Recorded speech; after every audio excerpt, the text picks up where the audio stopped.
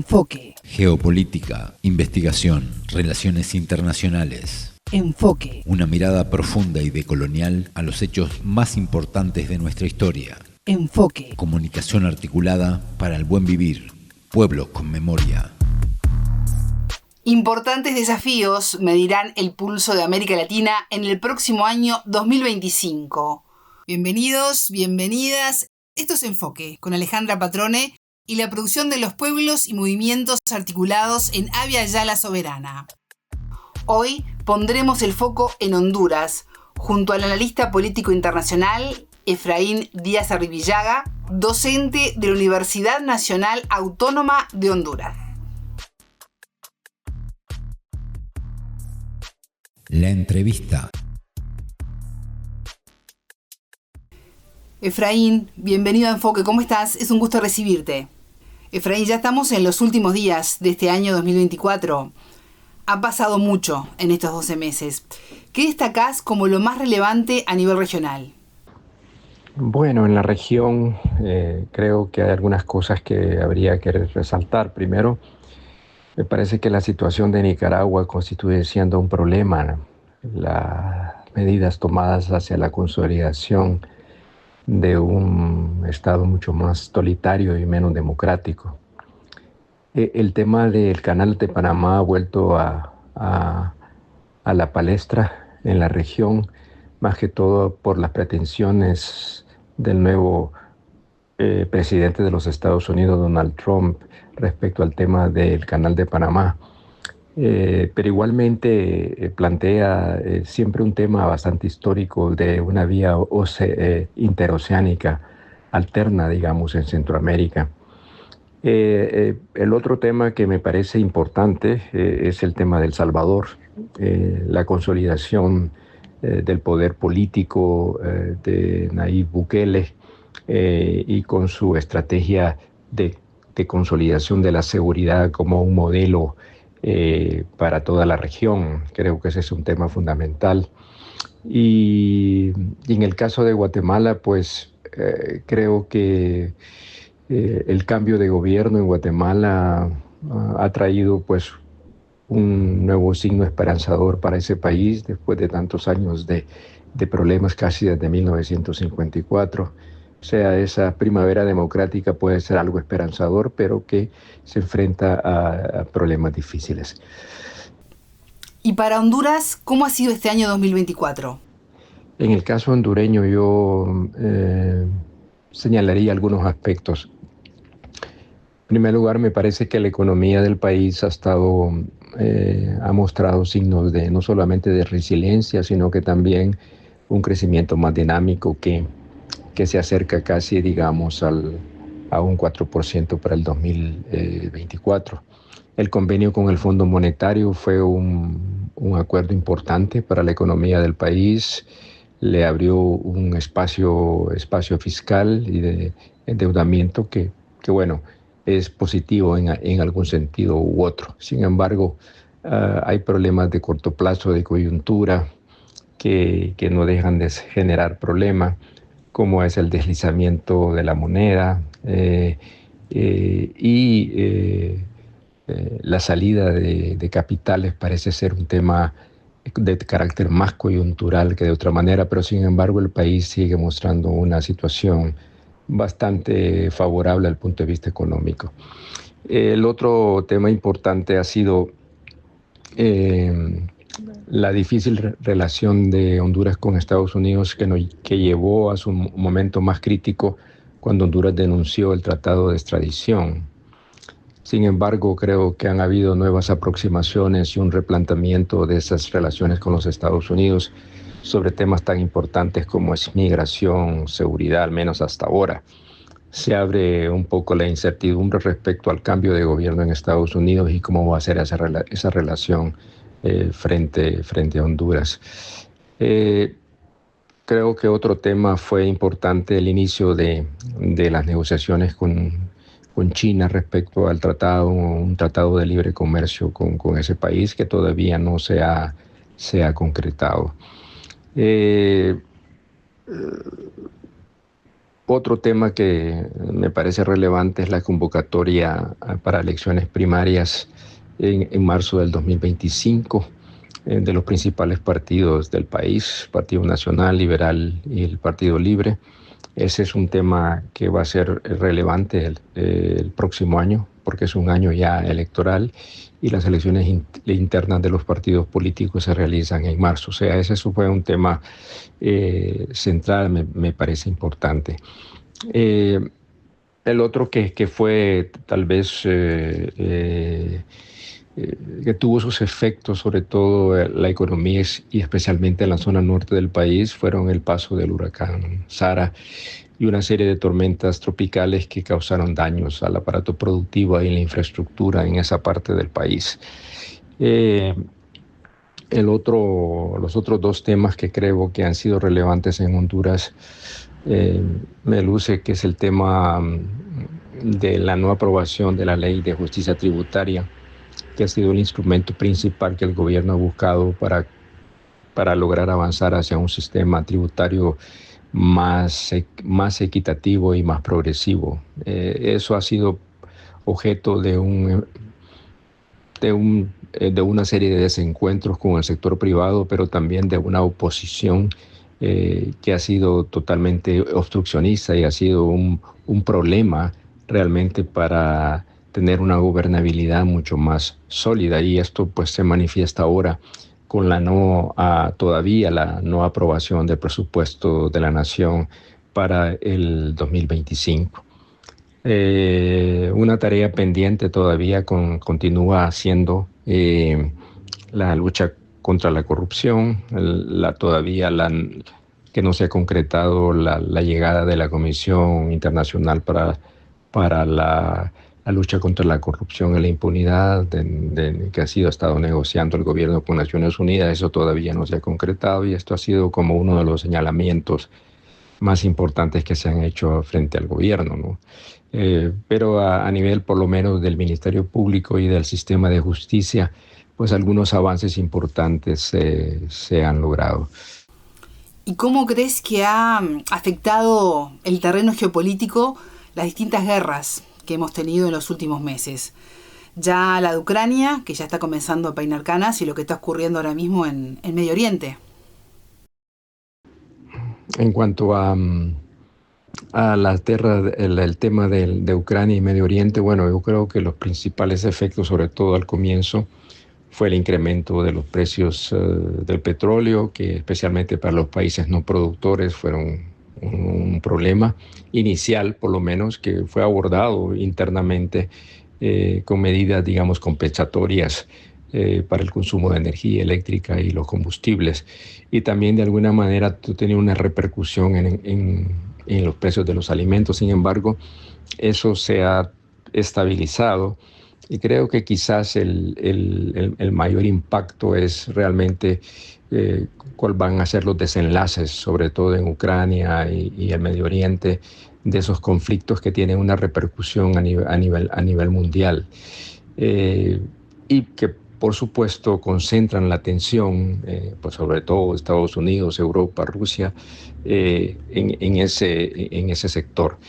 Pero a la vez como que tiende a un realineamiento y una transición geopolítica en el cual se encuentran de alguna manera enfrentados Estados Unidos, Europa, Rusia, China en una posición intermedia, y eso pues lo que muestra es realmente todo un reposicionamiento geopolítico, digamos, en el mundo. Efraín, ¿y qué podemos esperar para América Latina en 2025? En cuanto a América Latina, creo que está, digamos, como perspectiva este acuerdo entre la Unión Europea y el Mercosur, con alguna oposición de algunos países que tienen sectores agropecuarios importantes en Europa. Segundo, creo que se nos presentan 4 elecciones en el 2025, algunas de las cuales pues pueden significar continuidad o cambios importantes. En la región respecto a la orientación política, económica y social de estos gobiernos. Fue importante el triunfo del Frente Amplio en Uruguay, sin embargo, hay situaciones en Chile, Perú, Colombia, México mismo, que plantean algunos problemas sobre la fortaleza de estos esfuerzos, ¿no? Se habla de una vuelta hacia un centro derecha, digamos, en América Latina, excepto por lo de Argentina, pues la situación continúa más o menos en la misma situación. Sin embargo, la llegada de la nueva administración en Estados Unidos a partir del 20 de enero puede plantear algunas interrogantes sobre las relaciones América Latina-Estados Unidos, que se han visto, digamos, de alguna manera u otra, han generado preocupaciones sobre todo el tema migratorio, sobre todo para países como México o Centroamérica, y después el giro hacia una derecha que puede también tener influencia en la evolución de América Latina. Y finalmente creo que también algunos de los países de América Latina confrontan algunas situaciones del crecimiento de sus economías, que plantean nuevos desafíos también para todos los países de nuestra región, que sigue siendo una región con grandes potencialidades, pero igual con grandes desigualdades, ¿no? Que esto creo que es una de las grandes debilidades de nuestros sistemas económicos y políticos, y cómo lograr, digamos, un crecimiento más dinámico, más vigoroso, que permita a América Latina realmente avanzar, digamos, en su desarrollo. Así es que estos son algunos de los elementos que puedo decirte, Alejandra, respecto a cómo veo la situación de la región. Yo pienso que es de alguna manera esperanzador. Creo que puede haber, digamos, un mayor acercamiento entre los países de América Latina frente a lo que puede hacer las relaciones con Estados Unidos. Y sobre todo creo que Estados Unidos ve con algún recelo, digamos, los acercamientos que la región ha tenido con China. Y eso pues se refleja en las relaciones con muchos de los países a nivel individual, como es también el caso hondureño. Efraín Díaz Arribillaga, muchas gracias por estos minutos con Enfoque. Gracias, Alejandra, y te deseo un feliz año 2025. Muchas felicidades. Un especial saludo, eh, deseándoles un buen año 2025 a todos los radioescuchas de Radio Victoria y a todo Centroamérica. Un saludo desde Honduras, Efraín Díaz Arribillaga. Y otro de los temas que marcó la agenda en Honduras fue la complicidad, o por lo menos los cuestionamientos de complicidad, entre el Estado hondureño y la empresa transnacional Minosa. En Enfoque entrevistamos al abogado Pedro Mejía sobre los trabajos de explotación por parte de Aura Minerals, Minosa, de los suelos del cementerio Maya Chortí de Azacualpa. La situación actual en esta causa que nosotros le denominamos causa Azacualpa del pueblo Maya Chortí, porque implica una variada distinción de casos. Hay muchos casos, pero que digamos la centralidad de la causa es reivindicar la autodeterminación y los derechos del pueblo Maya Chortí. Actualmente están enfrentando la avanzada de una transnacional minera de nombre Aura Minerals, que en Honduras opera bajo la filial Minerales de Occidente y que se encuentra esta transnacional minera explotando y dinamitando el cerro en el que yacía el cementerio comunitario del pueblo Maya Chortí, que databa de más de 200 años y que ha sido protegido en reiteradas ocasiones o mandado a proteger en reiteradas ocasiones por diversas sentencias, pero que finalmente ninguna sentencia ha logrado detener la operación de esa empresa minera en la zona.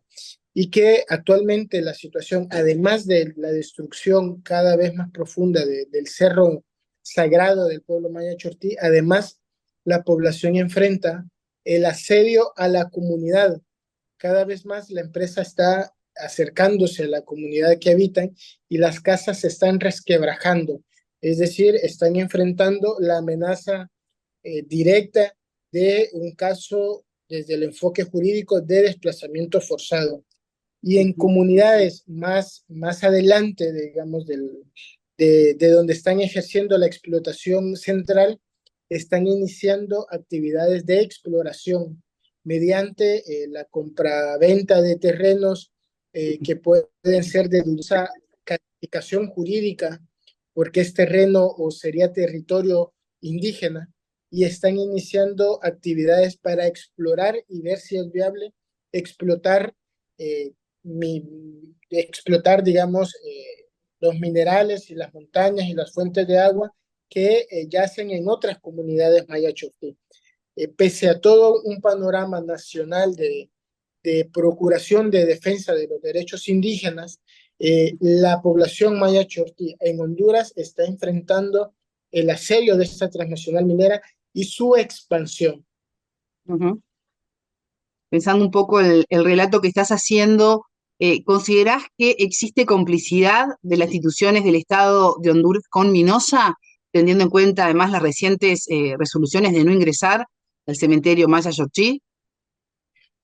Mínimamente de todo el funcionariado de Honduras existe incapacidad y ciertamente por el conocimiento que han tenido de la causa que se ha puesto ante diversas instancias, pues existiría una responsabilidad mayúscula que puede incluso ser catalogada desde la responsabilidad administrativa como cargo público, civil por los daños provocados, pero fundamentalmente penal, porque está generando graves daños a las comunidades, a las personas, y los funcionarios no están adoptando las decisiones de las cuales estarían obligados a adoptar. Y en este caso de la empresa, de esta transnacional minera, es bastante particular porque ha sido una minera que ha logrado poner bajo su yugo a la diversa institucionalidad del Estado hondureño. Es que la empresa minera, cuando tiene casos de resistencia indígena, de resistencia y defensa del territorio indígena, tiene al Ministerio Público, que fácilmente le sirve para criminalizar los liderazgos indígenas y montar procesos de criminalización mediante el uso indebido del derecho penal. Es que también en su nómina tiene o responde, ha informado a la institucionalidad minera de Honduras, ha informado sobre pagos que ha hecho a diputados del del Congreso Nacional hondureño. Y eso quiere decir que tiene diputados en la zona bajo su égida. E igualmente, uno de los primeros anuncios que hizo el gobierno actual en Honduras fue declarar Honduras como un país libre de minería a cielo abierto. Y, Sí. y toda la maquinaria económica, política, de movilización que gestionó particularmente esta empresa, hizo retroceder al gobierno en su declaración de país libre de minería a cielo abierto. Y así, igual con el Poder Judicial, que ha emitido 2 sentencias favorables a la comunidad maya Chortí, pero que el Poder Judicial ha sido incapaz de ordenar su ejecución y de garantizar su ejecución, su respeto a las mismas sentencias que ellos dictaron.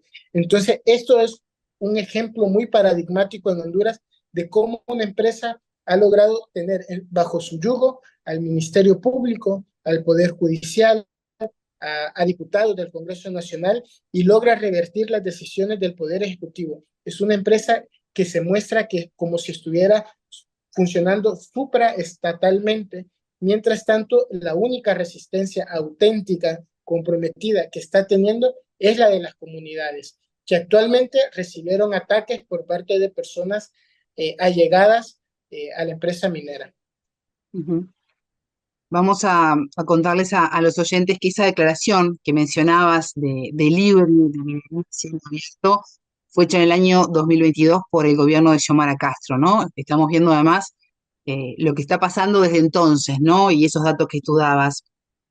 ¿Cómo está viviendo la población esta situación en medio de amenazas y que además se los quiera sacar de sus territorios? Exactamente, y esa aclaración quizás es bastante importante porque se creía o podía creer algunas personas del actual gobierno que antes, que digamos es un gobierno que está conformado en gran medida por personas que antes militaban en el movimiento social y popular y que reivindicaban, que hacían propias estas causas, las causas del pueblo maya chortí, por ejemplo, pero que finalmente, cuando hay un cambio de gobierno, hay muchos funcionarios que reivindicaban, que hacían suya la causa maya chortí, pero que en lo concreto retrocedieron a emitir o a resolver cualquier asunto relacionado con el pueblo maya chortí. Simplemente dejan operar la empresa a como les antoje. No le otorgan permisos a la empresa. Esto es algo particular, porque el discurso oficial es: nosotros no le vamos a prorrogar ningún permiso a la empresa. No obstante, la empresa sigue operando con mayor o igual impunidad. Y ese es un discurso peligroso porque engaña a la población en general, indicando que como no aprueban permisos a la empresa minera, pues están protegiendo al pueblo maya chortí. Pero en lo concreto es un pacto de impunidad consciente o inconsciente de permitirles hacer lo que quieran hacer. Y esa situación coloca a las personas que representamos nosotros, que somos compañeros y compañeras de ellas, en una situación mayor de invisibilidad, donde la institucionalidad no quiere asumir este asunto, no quiere tener visibilidad. Los espacios del movimiento social y popular cooptados tampoco quieren o respaldan con la misma intensidad que se respaldaba en los periodos anteriores, y entonces es una causa más invisibilizada, con personas concretas, como los casos que sucedieron, que acaban de suceder, de que pueden llegar personas vinculadas a la empresa, armados, a disparar a los controles territoriales que ejerce el pueblo maya chortí para evitar que continúe la explotación hacia su territorio. Pedro, este programa además llega al mundo a través del sitio web www.radiovictoriagt.com. Vamos a contarles a las personas que están en el continente, pero que también están en Europa, en Asia y en África, la importancia del cementerio maya chortí, cultural e histórica. Sí, bueno, según, quizás no sea yo el más adecuado para hacer, pero hago mías las palabras, ¿sí? Las palabras de los compañeros y compañeras maya chortí. Primero, tiene una trascendencia histórica porque retrata o ahí está contenida la vida espiritual e histórica de más de 200 años de la población maya chortí, un cementerio de más de 200 años, y es de una comunidad que poco, digamos, hasta ahora ha migrado. Entonces, esto quiere decir que las cadenas de familias, los grandes ancestros y ancestras de las personas se encuentran en ese cementerio.